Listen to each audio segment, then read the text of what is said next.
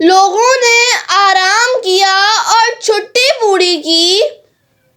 لوگوں نے آرام کیا اور چھٹی پوری کی. 1 مئی کو بھی مزدوروں نے مزدوری کی.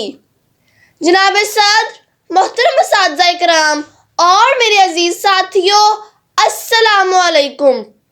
آج کی اس عظیم الشان اور پروقار تقریب میں مجھے جس موضوع پر لب کشائی کا موقع ملا ہے اس کا عنوان ہے لیبر ڈے. صدر علی وقار، 1 مئی کو مزدوروں کا عالمی دن بڑی شان و شوکت اور جوش و جذبے کے ساتھ منایا جاتا ہے. 1 مئی مزدوروں کے شانہ بشانہ کھڑے ہونے اور ان کی حوصلہ افزائی کا دن ہے. مزدور اور محنت کش طبقہ وہ ستون ہے جس پر کسی بھی قوم یا معاشرے کی ترقی، تمدن، عزت اور وقار کی عمارت کھڑی ہوتی ہے. لیکن ستم ظریفی یہ ہے کہ یہی محنت کش صدیوں سے ظلم اور استحصال کا شکار ہو رہا ہے. جس کے نام پر چھٹی ہوگی خود وہ کام پر جائے گا. جس کے نام پر چھٹی ہوگی خود وہ کام پر جائے گا. کل میرے وطن میں مزدور کا دن منایا جائے گا.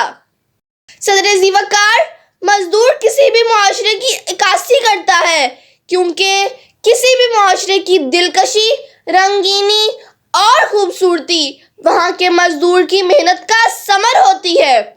مزدور اپنے کام سے معیشت کا پہیہ چلانے میں اہم کردار ادا کرتا ہے. ہر قوم اور معاشرہ اپنے مزدور کی بدولت ترقی کی راہ پر گامزن ہوتے ہیں. محنت کش سب سے زیادہ جسمانی مشقت کرتا ہے اور اجرت بھی سب سے کم وصول کرتا ہے. اس شہر میں مزدور جیسا کوئی در بدر نہیں. اس شہر میں مزدور جیسا کوئی در بدر نہیں. جس نے سب کے گھر بنائے اس کا کوئی گھر نہیں. جناب صدر، 1 مئی ان بے آواز ہیروز کو خراج تحسین پیش کرنے کا دن ہے جو خود دھوپ میں جل کر دوسروں کے لیے چھاؤں کا انتظام کرتے ہیں. وہ لگن اور محنت سے کام کرتا ہے اور قوم کی تعمیر و ترقی میں ریڑھ کی ہڈی کی حیثیت رکھتا ہے. سال تو سارا ہی گمنامی میں کٹ جاتا ہے. سال تو سارا ہی گمنامی میں کٹ جاتا ہے.